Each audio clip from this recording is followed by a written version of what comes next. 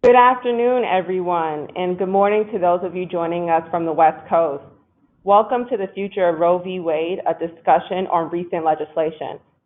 This program is brought to you by the ABA Young Lawyers Division Litigation Committee and the ABA section of Litigation's Young Advocate Committee. I am Natasha Cooper, and I will be serving as today's moderator. Joining me today are our distinguished panelists, Senator Jen Jordan, Monica Simpson, and Scott Ruskay-Kidd. Before we get started, I wanted to take a moment to introduce our panelists individually. First, we have Senator Jen Jordan. Senator Jordan was first elected to the Georgia State Senate in 2017, when she made national headlines after she won a swing district and broke the Republican supermajority in the Georgia Senate. Not shy of media attention, Senator Jordan again made national headlines as seen on CNN after her powerful dissent to House Bill 481, which is Georgia's recent abortion bill and was signed into law banning abortions after 6 weeks. Senator Jordan is also an attorney named to the 40 Under 40 for the Daily Report legal newspaper and has been recognized by Georgia's Super Lawyers magazine as one of the top 100 lawyers in the state. Senator Jordan currently serves on the Board of Governors for the State Bar of Georgia and is the chairwoman of the Senate Special Judiciary Committee. Next, we have Monica Simpson. Monica is the executive director of Sister Song, the National Woman Reproductive Rights Justice Collective. Monica organizes against human rights violations, the prison industrial complex, and structural racism through a feminist and interdisciplinary approach to Black liberation from a Southern to a global scale. A true Renaissance leader, she is also committed to birth justice as a certified doula and centers for the reproductive rights of Black women as part of her practice. Monica has also made national headlines when she sued Georgia governor and others in federal court as the lead plaintiff, asking the court to overturn Georgia's new abortion law, which is scheduled to take effect in January. As an artist and a performer who works to empower marginalized people and tear down broken systems, Monica was named as the new civil rights leader by Essence magazine and chosen as one of the Advocate magazine's 40 Under 40 leaders. And last but certainly not least, we have Scott Ruskay-Kidd joining us from New York.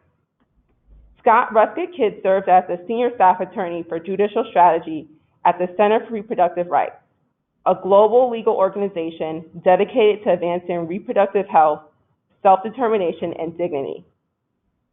The center is a 200-person organization with headquarters in New York, offices in Washington, D.C., and other countries. For 25 years, the Center for Reproductive Rights has been the driving force in many of the most significant legal victories ensuring access to reproductive health care across the globe. Scott has dealt with matters ranging from early abortion bans to clinic shutdown laws to laws requiring burial and cremation after abortion or miscarriage. Scott graduated from Harvard University and Columbia Law School. He clerked for the Honorable Robert Sack of the U.S. Court of Appeals for the Second Circuit and the Honorable Robert Patterson Jr. of the U.S. District Court for the Southern District of New York. And Scott has previously practiced law at 2 large international law firms. As you can see, we have a distinguished guest of panelists today, and we will be discussing a very necessary and on-time topic. So let's get started. As you all are aware, several states have recently passed legislation largely restricting a woman's ability to have an abortion to the time in which a fetal heartbeat is detected and or declaring that personhood begins at conception. For those in our audience who have not read the text of these bills or who may not understand the legalese, can you please explain and clarify what we should consider as the key components that we may not be aware of? So I'll jump in specifically about Georgia's bill, because as you said, there are multiple states. Yes. Most of them are kind of along the same lines, but they have, a couple of things that may be different. But specifically in Georgia, abortion is banned at the point in time that a fetal heartbeat can be detected. Now, what's important is that it's not really a heartbeat. And in fact, the bill itself defines it as fetal cardiac activity. And so calling it a heartbeat and kind of defining it as such shows that, there was something more going on here. But at 6 weeks in time, what we're talking about, that's 6 weeks after a woman's last menstrual period, meaning that it literally, maybe she's 2 weeks pregnant, maybe she's 4 weeks, but it's probably the earliest point in time that, the hormones are at a level that could actually even be detectable on a pregnancy test.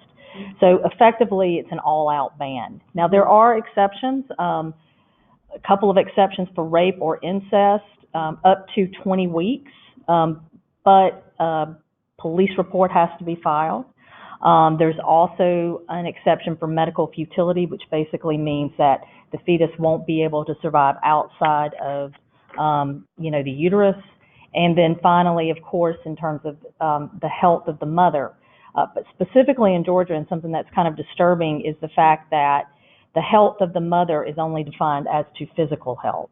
Right. So any kind of mental health issues that may be there, someone with significant mental health issues that has to be like on antipsychotics or whatever, none of that qualifies under this statute and would allow a woman in those circumstances actually to seek abortion care at the earliest point in time that she's pregnant.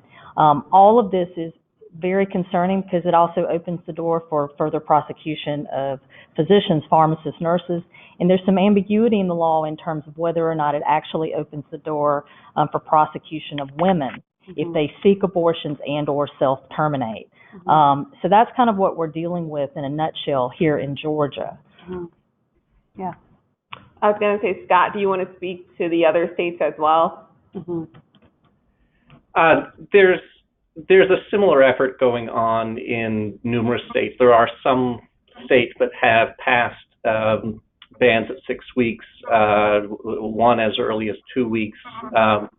The key point to know is that from a legal perspective, every single Court of Appeals that has heard cases involving these sorts of bans earlier than viability, which is the constitutional point at which until when the woman has an absolute right to terminate her pregnancy. All of the Courts of Appeals have struck down these bans before viability. And that's true no matter what state we're talking about. But we are seeing, particularly in the last couple of years, a real emboldened effort to push to the Supreme Court a case to test the core of the right to choose of Roe versus Wade. The other thing I just would really want to sort of emphasize is Senator Jordan's point about the terminology here. These are messaging sort of platforms. The medical facts of what's going on at 6 weeks, it's an electrical pulse in a group of cells around the size of the tip of a pencil point on a page.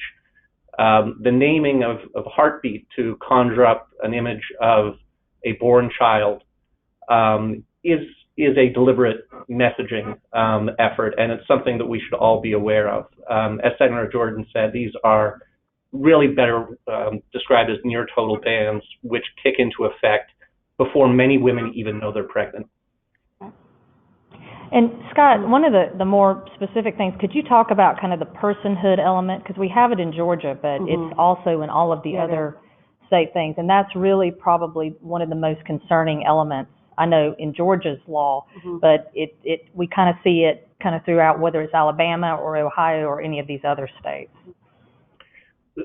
Yeah, absolutely. The two pieces are important to recognize separately because they do have separate effects. The 6 week ban, the near total ban, affects the ability to terminate a pregnancy. The personhood language declares that the term natural person throughout the entire, for example, Georgia state code includes embryos, zygotes, fetuses from the moment of conception. And the implications of that are phenomenally broad. and unpredictable. How that would relate to laws concerning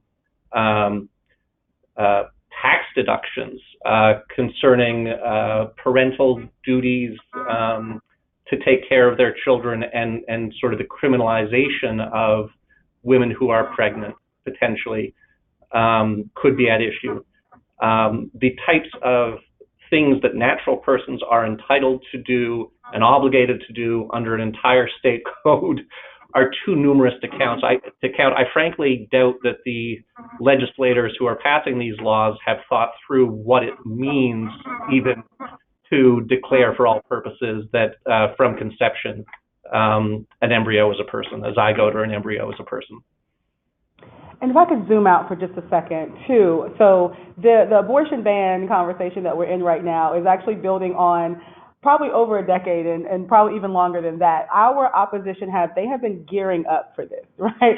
So we have seen so many, I think it's like over 400 restrictions since 2010 or 2011 that have hit in multiple states across this country. Opposition has been using propaganda, like here in Georgia back in 2010. They put up billboards saying that Black women were having too many abortions and trying to use abortion as a wedge issue in that particular way. So we have seen them use many strategies, right, to get us to this point where we are now having to fight this in a legal way in all of these states. But I just wanted to insert that they have been gearing up for this moment that we're in, because they have really been moving full speed ahead in a very concerted effort to really get us to this point too. Well, and to kind of piggyback on that too, look, the thing that was most disturbing, especially here in Georgia, is that we have the strictest abortion law currently in the country that has not been struck down. Right.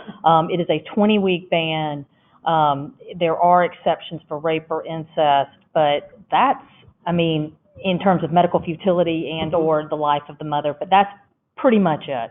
And then there are also other steps that physicians have to take or hospitals have to take for documentation, for how you perform abortions, all this kind of stuff. So we were already a state that literally, it was almost impossible to really get an abortion anyway.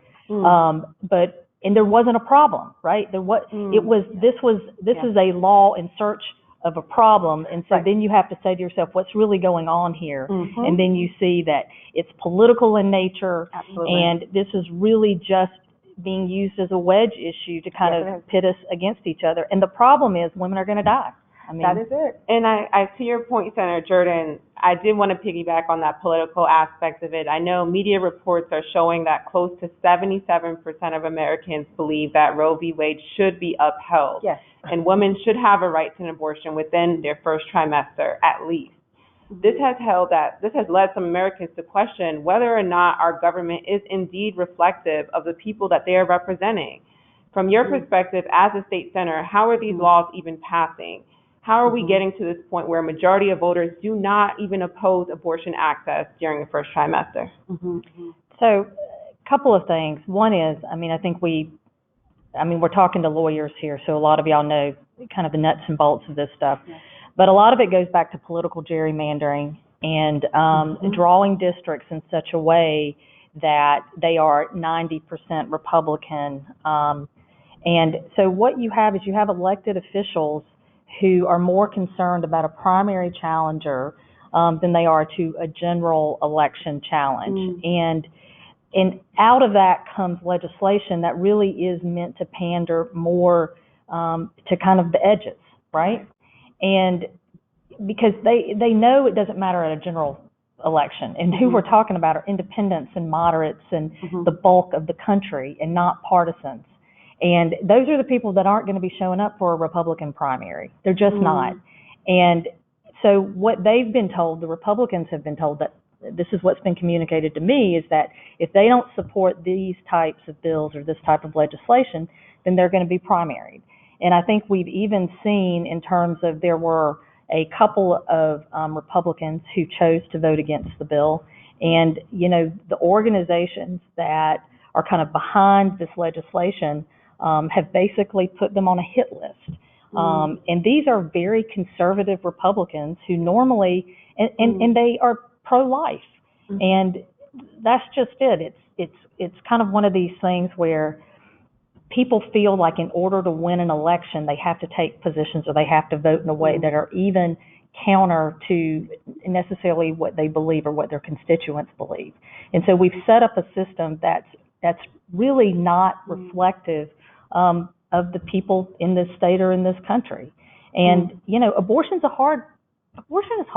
Yeah. It's not an easy black and white issue to talk about in terms of this is right or this is wrong. And, it's easy to kind of pigeonhole people. And so, you have incumbents who are just more worried about winning re-election than they are necessarily about representing, the voters. I think it's interesting. I definitely hear what you're saying, Senator. And I think that I think what has happened is that we've made abortion a hard issue, like a political issue that people have to pick and choose a side. Right. And I think that is just setting our people up for just a really hard road ahead, right? Mm-hmm. And, I literally had a conversation with my team was coming over for the press conference the other day that we had, and our Lyft driver was a young black woman, and she was asking us, because I was reading my speech out loud, and she says, well, I just don't understand, like, why it's even an issue, because, people shouldn't be having abortions anyway. And I was just like, oh, it's like right here in my face, in the list right now. Okay, interesting. But as we moved into the conversation with her, one of the points that I made was like, you know what, I'm actually not here to evangelize you. I'm not here to make you be on my side to say where, and everyone loves abortion. Everyone knows someone who loves someone who's had an abortion t-shirt. I'm not pushing you there. But what I am saying is that when your personal beliefs, and I'm saying this in terms of those who are elected officials, when your personal beliefs, then you then translate that into legislation, right? That then prohibits other folks from being able to exercise their own beliefs. Then that's when we have the problem. So I feel like it's like, can you have your own personal belief? If you don't want to have an abortion, cool.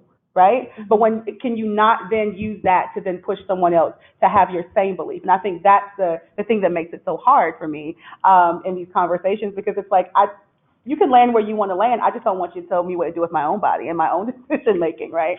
So it was just one of those moments where it was just like in our face, like very blatant, like, oh, this is exactly what we're dealing with right now. So anyway, it's one of those things. It's like, it doesn't have to be hard, but I feel like we're making it that way, in my opinion.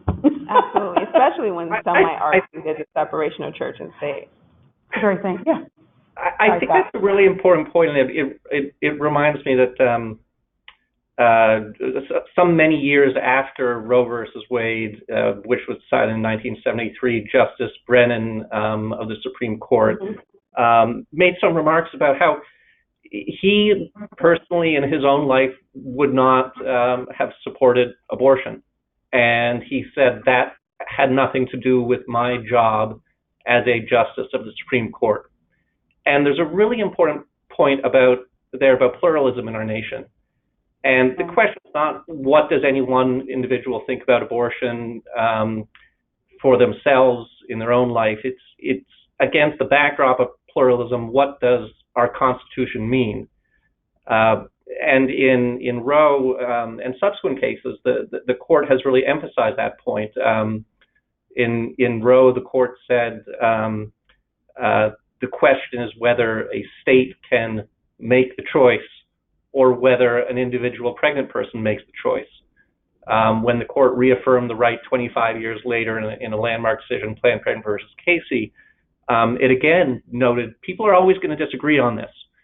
Our job is to figure out what does our Constitution mean in that circumstance, and the court has held repeatedly that their job is not to dictate a moral code for everyone, which is what a 6-week ban does. Absolutely. Well, and I think from a legal perspective too, when you open the door for government to really kind of make these types of decisions that really are informed from individual states, right? Yep. Once you do that, I mean, the door can swing both ways. And you have to really think about, well, if it swung the other way, how would you feel, right? I mean, we have all lived in this world when China had the one-child policy and women were forced to have abortions because it was in the state's best interest for this to happen. And so if we say that the state can kind of invade in this area at the earliest points in time when a woman is pregnant.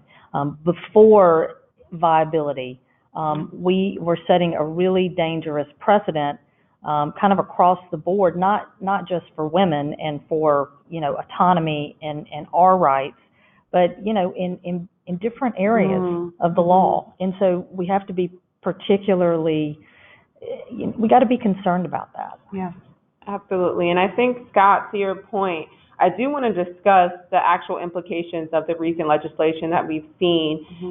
States such as Alabama have passed what people have considered to be direct attacks on Roe v. Wade. In Roe, the state of Texas argued that life begins at conception. The court examined the text and history and held that the word person, as used in the 14th Amendment, does not include the unborn. The court noted that the wide divergence of thinking on abortion and held that pregnant women, the court also held that not by adopting one theory of life override the rights of the pregnant women that are at stake. However, the Supreme Court has acknowledged that states have an important legitimate interest in potential life, which can be compelling at viability. Physicians and science professionals have routinely held that a fetus is not viable, meaning life is not capable outside the mother until about 24 weeks. What is the strategy of these bills directly challenging the personhood holding in Roe v. Wade when they give a zygote and a fetus 14th Amendment protections? And what are the broader strategies, including clinical shutdown laws, that they are a part of? Well, the portion of Roe versus Wade that you mentioned there is very clear, and these early near total bans are flatly unconstitutional. Texas argued in Roe versus Wade that life begins at conception, and the Supreme Court looked at the history of and the text of the 14th Amendment and held the word person in the 14th Amendment does not include the unborn. And Texas cannot, in that case, or any state, by adopting one theory of life, override the rights of the pregnant woman. And in Roe and Planned Parenthood versus Casey, which I mentioned 25 years later, and going through to the Supreme Court's last case, which was about 3 years ago, Holt versus Hellerstedt, the court has repeatedly held that a person has an absolute right to terminate pregnancy before viability.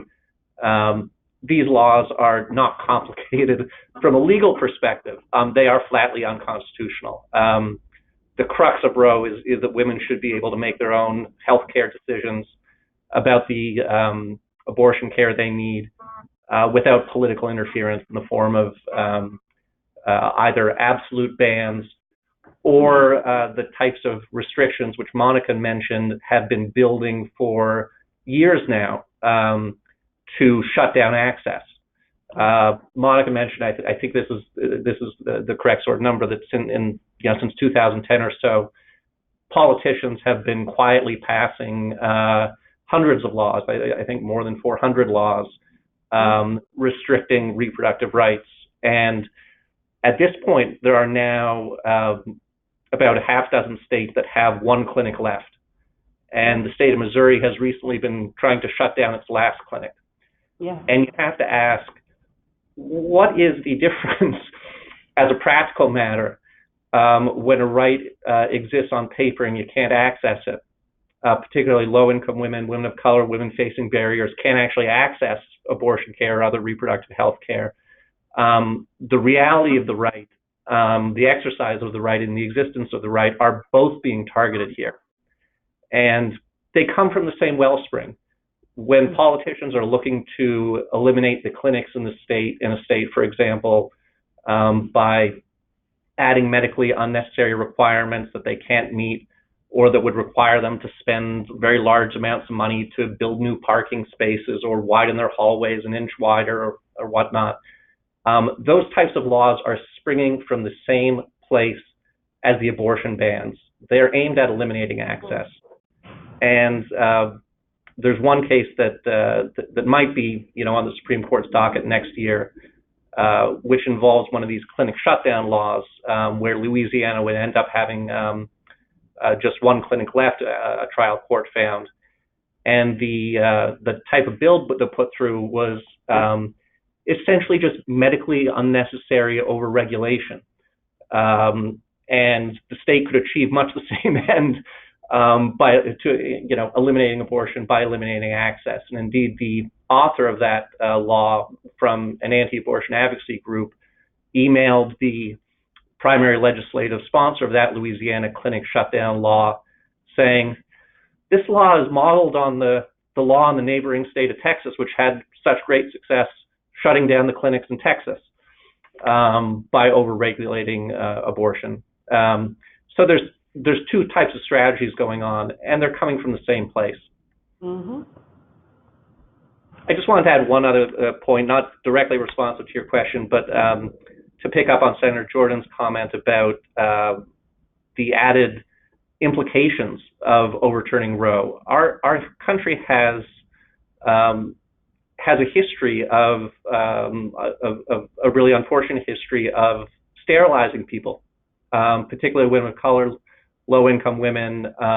This is not something we hear about in 2019, but the Roe versus Wade and the constitutional liberty right that it's a part of, it has manifold applications, both to other forms of reproductive health care and also to all other forms of intimate personal decision-making. There's cases going back 50 years before Roe and 50 years, or I guess 46 years since Roe, dealing with that same liberty right. And it's like a Jenga tower. If you pull Roe versus Wade out of that tower, you will have to ask, what does it mean for the right to marry who you choose? Those Supreme Court cases cited the cases dealing with abortion. The court's cases since Roe versus Wade dealing with contraception dealt with, cited Roe versus Wade. There are a myriad of rights that spring from liberty, and that's a concept which is neither Democratic nor Republican. That's an important constitutional principle with very wide application. And I think to your point, as you're trying to say, it would just open up the floodgates to potential other consequences. Absolutely. But particularly, one thing I did want to ask you about, Scott, and it's something that we discussed in terms of access to health care. How does this negatively impact states such as Georgia in terms of the doctors and the physicians that particularly would practice here? I'm not a physician, I'm a lawyer. Well, I can, but please. I'll jump in because actually that's one of the biggest concerns that I have. Look, the state of Georgia has the highest maternal mortality rate in the country right now, and it particularly hits women of color, especially kind of in rural and poor areas. And really what it comes down to is kind of a complete lack of access to health care, right? For prenatal, postnatal, all of that. And so what we've heard from OBGYNs, we already have kind of this crisis in terms of, half of our counties don't have an OBGYN in the county, okay? So women can't even, you want to have this baby, you want to have a healthy pregnancy, you want to kind of go through that. They can't even access health care to even get to that point because we don't have enough physicians in this state, who can provide that care. And so what the OBGYNs have said is that this is going to cause more of these doctors to flee the state. And then there are further implications in terms of what about our residency programs? Part of what residents have to learn is how to perform abortions and terminations. It's part of the standard of care that is required by OBGYNs, and they have to learn how to do it. If in a state you can't even learn the basics of what it is to be an obstetrician gynecologist, you can't get the licensure. If you can't get the licensure, you can't have a residency program. So if you want to talk about exacerbating a problem that is already, we are at crisis level. We have absolutely done it with this law. And, when you have physicians saying time and time again, you cannot do this, you cannot do this, and then you have legislatures saying we don't really care, you've crossed the line, definitely. Absolutely. And unfortunately, we know who continues to suffer the most Yes. in all of Yes. that. Right? Like, I mean, that is and I think that's what's most important for us in being involved in this case and really being in this conversation and really moving this work in the way that we do, because we know the communities that are impacted the most. It is communities of color. It is queer and trans communities, gender nonconforming folks. And we, I know we use the terminology women a lot and like from a cisgendered perspective, but there are folks who are not cisgendered women who are pregnant and who are also impacted by this legislation as well. And so all of these communities are the ones who bear the brunt of this type of legislation. And even if we think about this in the larger sense of the word too, as Senator Jernan was saying, like again, OBGYNs are like, I think it's 80 counties, right? Which is like a half. Yeah, like you said, 80 counties. 80 counties, y'all. Like, that is crazy. But there's not an OBGYN. And, there's still like, we're trying to do a lot of work around as a doula, right, in terms of the birth justice work and figuring out how in this state and across this nation, right, we can really move more midwives and doulas, into practice, into care, being able to like really support as we're seeing these rising rates of maternal mortality in this country and beyond. But that's the part of this that really gets to us as a reproductive justice organization, and to understand that this impacts so many other pieces of folks' lives. And I think that that's what we tried to really outline in the lawsuit that we did, right? And the people are calling it a feminist manifesto, and we're like, no, it's just our lives. Because like our lives are not single issues. So yes, this impacts maternal mortality. Yes, this impacts our lives from an economic justice perspective and so many other ways. So I think that that's what's most important about this for us, is understanding the fullness, or like looking at this from a holistic perspective of all the ways that this type of legislation really impacts the person's ability to be able to live and continue to make their own decisions for themselves and their families. Absolutely. And to that point, Monica, I will say that, as I mentioned at the forefront of this, you are leading the effort, particularly down here in Georgia. And now that House Bill 481 has passed, as the executive director of Sister Song, you are leading those efforts, challenging the implementation of that Georgia law scheduled to take place in January. Now, you're seeking an injunction alongside the ACLU and the Center for Reproductive Rights. What are some of the repercussions that women and men should realize these laws will have immediately and long term if they go into effect? Yeah, I think it's basically what we've been talking about so far, right? And I also want to give and lift up in this conversation that we are the lead plaintiff in this, and we're alongside also the Feminist Women's Health Center as well as Planned Parenthood Southeast. And because of this work and what has like really gotten us to this moment has been the collective resistance of reproductive health rights and justice organizations across this state and across this nation. As we were in legislative session this season and, really doing all the work that we could to fight, House Bill 481, the Georgia Reproductive Health Rights and Justice Coalition was built. So our collective, we are ready. Let's just say that. So I just want to always, in every opportunity I have, really lift up, what it looks like here on the ground with the organizations and activists and volunteers and folks really committed to this work. And what we know is people are committed to this because they know what the implications will be. They know that we are already in a state that hasn't expanded Medicaid, that we have the maternal mortality crisis, that we are still trying to figure out what comprehensive sex education looks like, for our community. So many of these larger overarching issues are already work that we are constantly, building and working with and working on every single day. And so when you put this type of legislation into place, you move people into fear, right? And when you move people into fear, that produces horrible health outcomes, not just for our bodies, but for our minds and all of that, right? So we don't want to put our people in fear. We also don't want to put our people in fear in a state where, our decisions, our reproductive decisions are being made on our behalf, which then moves people, into wondering like what other areas of their life are going to be impacted. If this law goes into place, we have to think about those folks who will need services, because people are going to still need these services regardless, right? So who is going to be able to leave the state and who will not be able to leave the state? And then who does that continue to make even more vulnerable, right, in those particular instances? When we also think about what this will look like in terms of just overall health care of folks and people's ability to be able to access what they need, that's going to be a huge burden on folks, right? So we just see health outcomes continuing to decrease.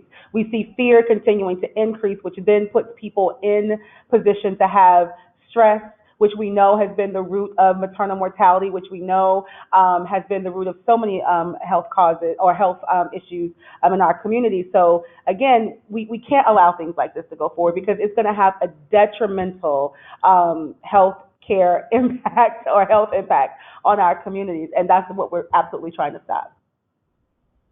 And speaking about like implementation, I think going back to the text and looking at that first question, a lot of folks don't realize some of the roadblocks that are in place if it goes into effect in terms of actually getting an abortion within that 6 weeks or whatever period of time that it is.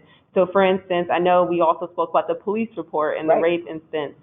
We also talked about, or we may not have spoken about it, but I know we've spoken about it amongst ourselves, that certain states are requiring them to actually do 2 clinical visits before they even get an abortion or have a 24-hour waiting period. So in terms of what the actual roadblocks are, how will that affect people who might actually need to get an abortion within that certain amount of time? Well, I'll say this, and then of course I'll let those legal experts do their amazing work, right? But as an organizer and a person that's on the ground with our communities, and not to say these beautiful folks aren't, but when we think about like police reports and we think about like having people have to come, multiple times before they can move their work, we're not taking into consideration what folks are actually up against, right? We don't know what's happening in folks' lives. We don't know if they're trying to flee a violent relationship. They don't know if something, medically necessary is causing them to have to move in that particular way. We don't know if their job is going to be impacted by this. There's so many issues that come into play when thinking about, having people wait or having people have to interact, right, with our criminal justice system, which we know is not always friendly, unfortunately, right, to communities of color. So there's already a barrier there where if there is an instance where, let's say, a person of color or a person who has migrated to this country, or folks who have a lot of fear and a lot of reservations about dealing with the criminal justice system, what that will then put them up against, right? And then that also then pushes people, further away from access, right? So I just think those are some of the stories that we have to deal with on a daily basis in our work. It's like, yes, you want to be able to make sure that people have all that they need, but then there's also barriers to those very things themselves, I think one of the biggest go ahead. Oh, it's hard by remote video. I know. Please go ahead. I'll speak after you. One of the biggest issues that I'm concerned about is that with physicians and healthcare providers being so concerned about having their license, taken away or being criminally prosecuted, is, that is going to impact the decisions they make with respect to the care that they provide women. And so if I have a woman, I'm a physician, I have a woman come in, she's hypertensive, right? She's pregnant. This is a dangerous situation. Do I keep letting her blood pressure rise, right? At what point in time do I pull the trigger to say, we need to go in and we need to save her life, or her life is on the line? And because at this point now I'm worried that, could they have another doctor come in and say, well, she was okay at this point, and so you shouldn't have acted to terminate the pregnancy. I mean, you don't want physicians in the back of their head double guessing their decisions and the care that they're providing to women in obstetrical emergent situations because they're wanting to avoid prosecution.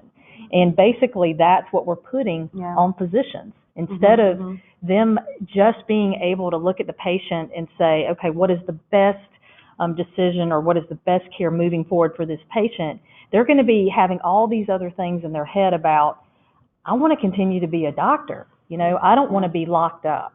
And, that is a really hard place to put these providers in.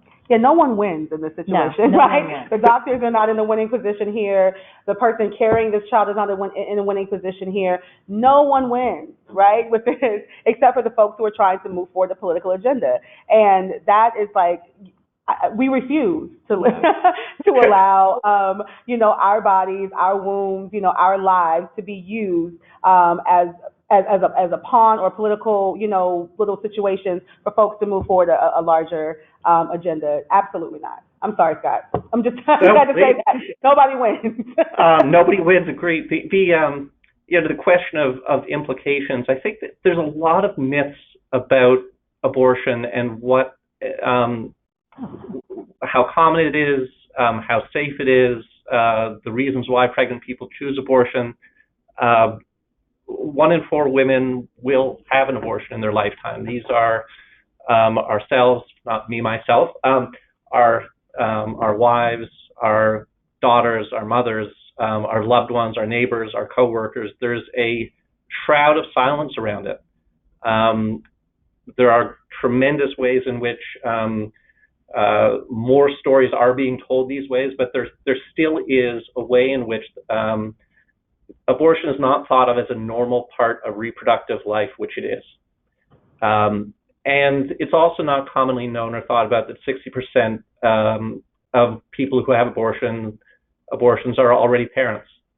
Abortion is not a choice made by uncaring people. It's not incompatible with people who want to be parents.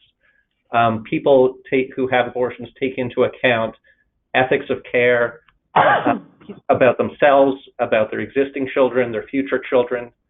As the Supreme Court has recognized, I'm not going to get the quote exactly right, but a generation at this point, multiple generations of women have depended on abortion as part of normal reproductive health care to participate equally in the social and economic life of our nation. There's lots of data and studies about what it means to have an abortion, to be able to make choices around education, to be able to stay in school, to pursue a degree, to job, to leave an unhealthy or abusive relationship. The impact of eliminating abortion is not. It's not just about a moment. It's about a life. It's about the pregnant person's life. It's also about the lives beyond the pregnant person. The men of women who have abortions are beneficiaries of the abortion laws. Existing children, future children, and eliminating abortion. What it is going to do is not eliminating abortion, by law. It's not going to eliminate it in fact. I mean, before Roe versus Wade, women had abortions. Some women who had means traveled to New York where it was legal. You will have women of means who will leave the state of Georgia. If Georgia were able actually to eliminate abortion, they will be able to still get abortions by traveling out of state. If you're low income, if you're facing barriers, if you would need to arrange childcare, need to arrange transportation, time off work, you're not going to be able to access the right. These sorts of laws have profoundly discriminatory impact based on class and race. When you're talking about eliminating abortion, you're talking about real huge and discriminatory impacts on people's lives. And as broadly as some of these laws are written, would you guys say that it's possible that if someone was to travel to another state, perform an abortion or get an abortion and come back to a state in which it was illegal, that they may face potentially prosecution? Potentially. I mean, look, the deal is you don't want to scare people, but at the same time, like Scott was saying in terms of when you define a zygote or a fertilized egg as a natural person under Georgia law, then you have to then apply all of the protections and benefits of Georgia law to that fertilized egg. And so, the way I look at it is if I took my 14-year-old son across state lines and did anything to him, could I be prosecuted back in Georgia? Yeah, there's a way to prosecute me back here. And so, and that is not to scare people, but that is also just to kind of shine light on the absurdity of this. Yeah. And to kind of, we're kind of getting toward the end in terms of talking about all this, but one thing that I would really like to say to anybody listening, especially lawyers, I've been listening to a bunch of people talk about abortion laws and abortion, and there are lots of myths, but there's also, from a legal perspective, people don't seem to understand what Roe and its progeny actually laid out.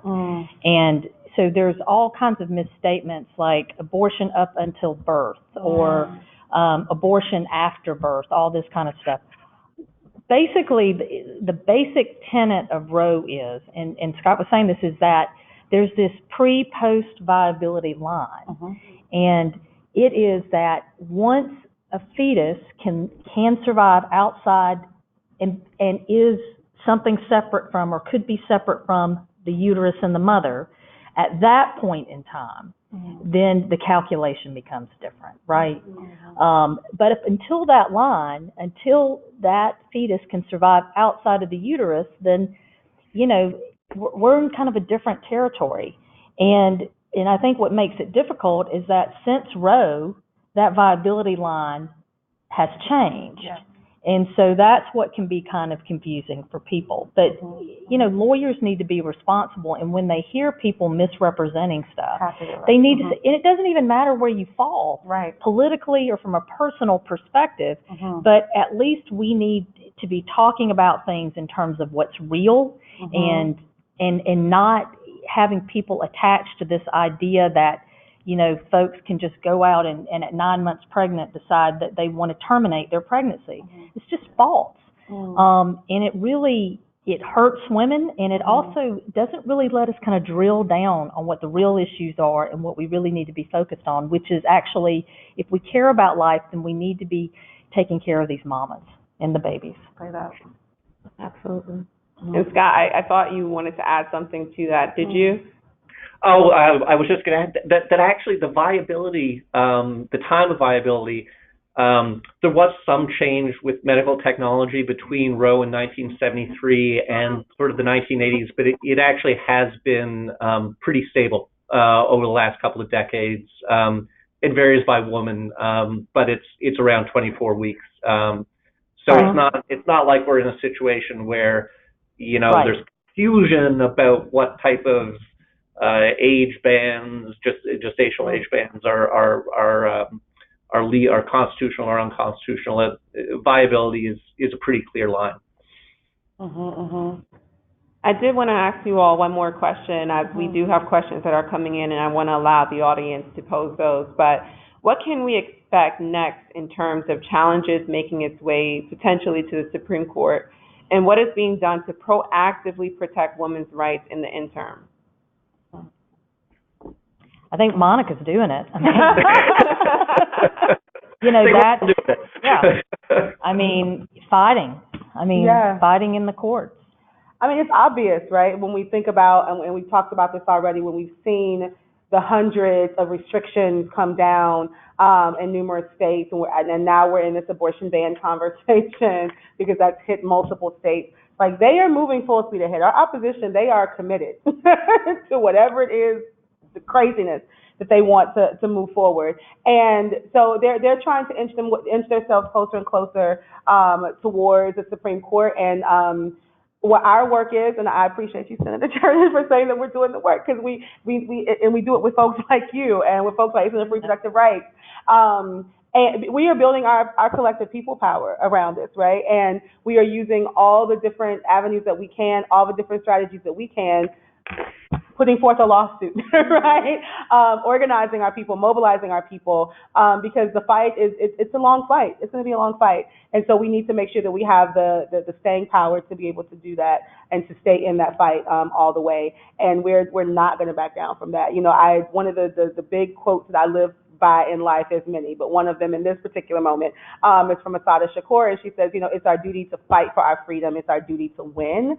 And so we are going to we use that as our mantra and our push and our call to do this work every single day. And it really, for us, it takes all of us. Like, so all of you all amazing lawyers listening on this webinar, it's going to take, there's a level of expertise that you all have that we as organizers and folks on the ground need, and our elected officials and, all the folks. It's going to take all of us to like really create a new table, because I think that what has been one of the things that has allowed our opposition to move as fierce and fast as they have, I mean, other than the fact that they're heavily resourced and all of that kind of good jazz, but they bring everybody to the table. And I think that we have kind of worked in silos, right? In so many ways. And so, no, we can't be siloed off from our lawyer friends, right? And no, we can't be siloed off from our elected officials. Like, we have to be at this table moving and creating strategies together that allows us to have the most solid, strategic, forward-facing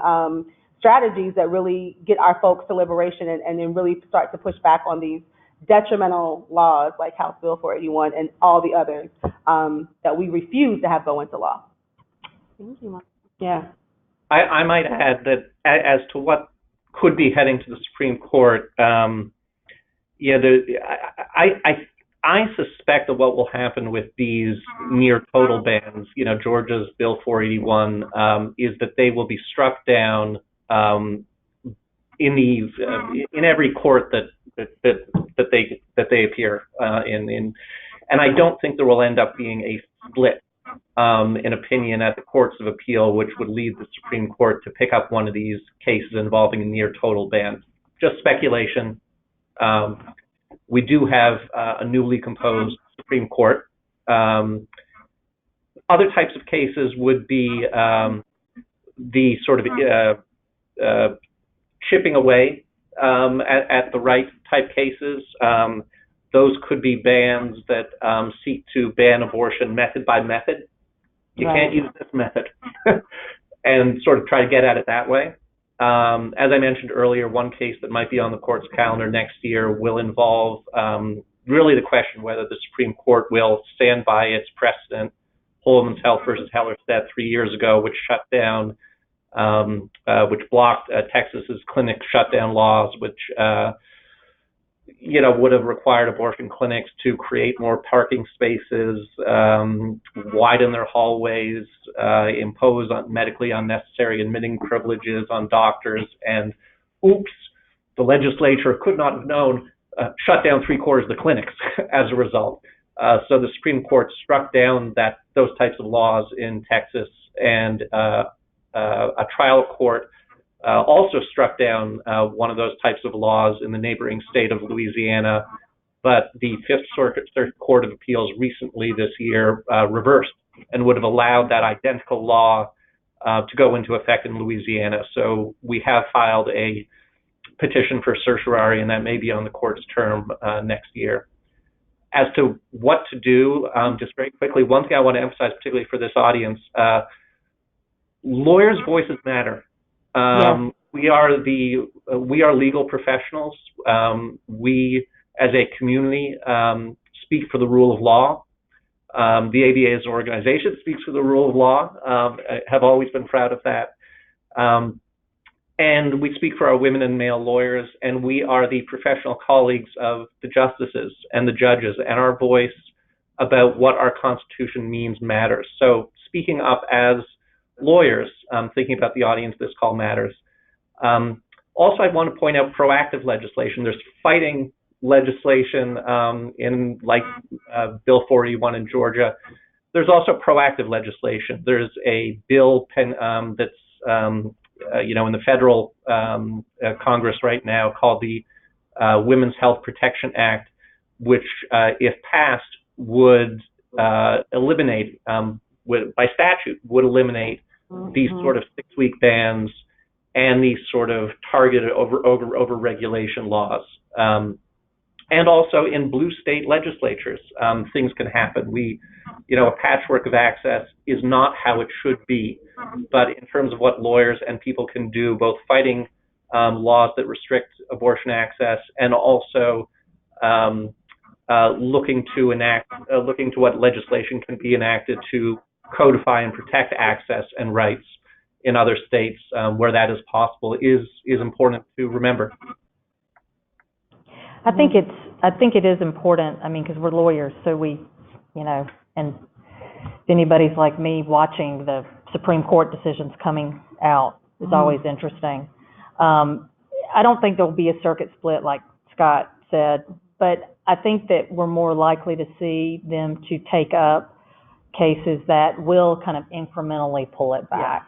Yeah. And I know there is North Carolina, they had a 20-week ban that was struck down as unconstitutional. Mm-hmm. It is in, kind of in the appellate system right now. I can imagine the Supreme Court taking that up and in kind of reframing Roe and its progeny, Casey, and making it more restrictive, but without kind of doing a complete, kind of throw it all out. Yeah. And then that, of course, would then affect all of these purported heartbeat bills that, will be kind of percolating throughout the country. I mean, at the end of the day, we know Justice Roberts really is an institutionalist, and, I could see him going for more something like that would kind of incrementally move in that direction, but not totally, disrupt the court and the country. Yeah. We do have time for 2 quick questions. I know we received one earlier today, and I do want to pose it to the panel. What effect would amendments to state constitutions ensuring the right to reproductive health have on this type of legislation? It would effectively do away with it, but you have to, so in Georgia, in order for there to be a constitutional amendment, it has to be passed by 2/3 of the House and the Senate. So you can imagine if we have a majority in the House and the Senate in Georgia who are passing laws like HB 481, my guess is we're not going to get a supermajority to go for a constitutional amendment that would actually protect women and their rights. Yeah. Scott, do you have anything to add on that? Or it would be something like that would be similar to protective legislation in a state that has a different climate than Georgia. Again, you probably would be looking at needing an even higher supermajority than needed to pass legislation. But that would an amendment to a state constitution would result in the abortion right being protected in that state, no matter what the Supreme Court does. Yeah. We also have a question, and Scott, this may be more geared towards you, but how can a New York lawyer best assist with Georgia and the other similar challenges that we are facing down here? That's a big question, and the Center for Reproductive Rights is a 501c3 organization, so I can't really speak to the sort of political side of things. Lending your voice as a lawyer and through organizations like the ABA is tremendously important. Senator Jordan, do you have thoughts on how a New York lawyer could help out in Georgia? I support candidates that are, that are against these types of bans. I mean, look, part of the issue is that there's not enough diversity serving in these general assemblies. There aren't women serving.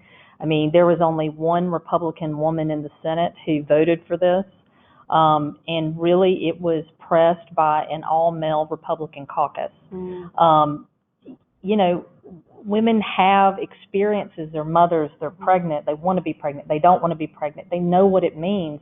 And when you have people who have no concept in terms of the implications of what they're doing at the table making the decisions, that's problematic. So for me, it's about making sure that there are more and varied voices in the room making the decisions, because I think that's how we kind of ultimately prevent this. Yeah. Can I speak to this too? Yeah. Cool. So also from a C3 perspective, I think, if you're a person outside of the state and you want to help, I think that the more that we show that there are as many eyes as possible on the state, that is super helpful. Social media, all these things are super important in these moments. We had a little bit of an issue with Representative Ed Setzler here, who's one of the sponsors on the bill, who tried to come for our organization. And what was really powerful was to see other folks really step in and say, no, we see you, we don't agree. And I think that that really does also have an impact. So when people know that there are many, many, many eyes and many folks who are invested in this and paying attention to this, that's super helpful. And I think from a volunteer perspective as well, like if you are a legal expert, like all of you are on this call, and you know that there are organizations on the ground doing this work, and you have time that you can, help to say, is there something we can help you write? Is there a brief that we can help you look at? Any of those things, right, to really give more capacity to folks who are in the fight every single day, that is extremely helpful, right? So it's very much in alignment with what Scott and Senator Jordan is saying. Like we need as much support as possible, and whatever support you all have to be able to do that, we just we got to reach in, and make that possible. Well, thank you, Monica, and thank you to our panelists. I want to thank everyone today for joining us. I would also like to thank again Senator Jordan, Monica Simpson, and Scott Ruskay-Kidd over in New York. To learn more about the ABA and the Young Lawyers Division, be sure to visit the ABA website. I do see some questions still coming in. I apologize, we can't take them all, but thank you all for tuning in today, and have a great rest of the week. Thank you. Thank you all so much.